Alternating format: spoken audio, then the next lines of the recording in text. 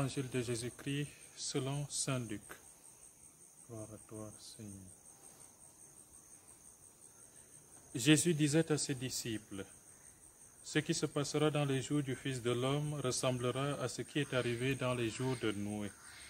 On mangeait, on buvait, on se mariait, jusqu'au jour où Noé entra dans l'arche. Puis le déluge arriva, qui les a tous fait mourir. Ce sera aussi comme dans les jours de Lot.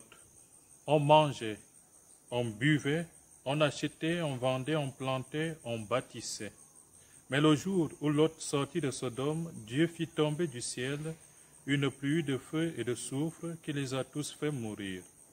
Il en sera de même le jour où le Fils de l'homme se révélera. Ce jour-là, celui qui sera sur sa terrasse et qui aura ses affaires dans sa maison, qu'il ne descende pas pour les emporter. Et de même celui qui sera dans son champ, qu'il ne retourne pas en arrière. Rappelez-vous, la femme de Lot, qui cherchera à conserver sa vie la perdra, et qui la perdra la sauvegardera. Je vous le dis, cette nuit-là, 2 personnes seront dans le même lit, l'une sera prise, l'autre laissée. 2 femmes seront ensemble en train de moudre du grain, l'une sera prise, l'autre laissée.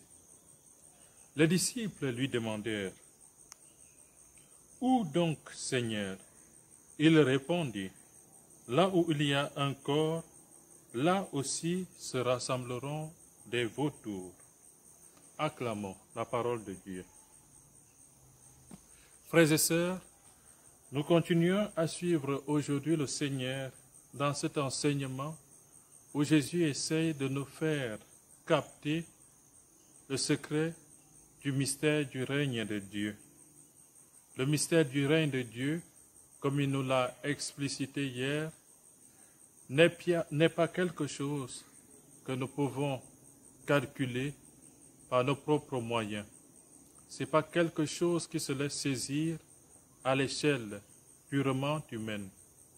Le mystère du règne de Dieu, comme a dit Jésus hier, ce mystère se trouve au milieu de nous.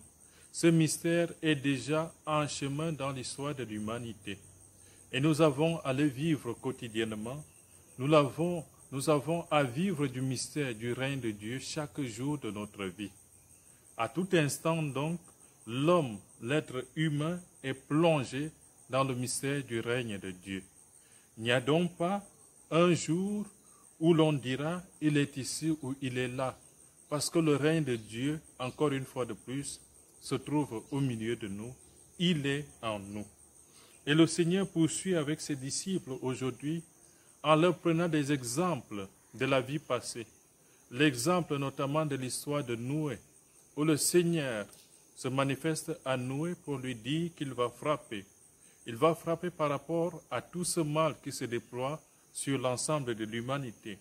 Nous connaissons également l'histoire de Lot, où Sodome et Gomorrhe se trouvent dans des perspectives et des habitudes qui ne plaisent pas à Dieu.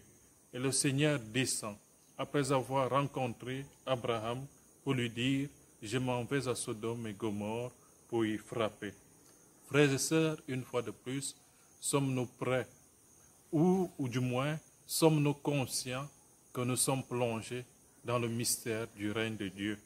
Et si nous en sommes un tant soit peu conscients, sommes-nous prêts à rencontrer notre Seigneur qui, chaque jour, est là auprès de nous et nous demande de lui ouvrir notre cœur?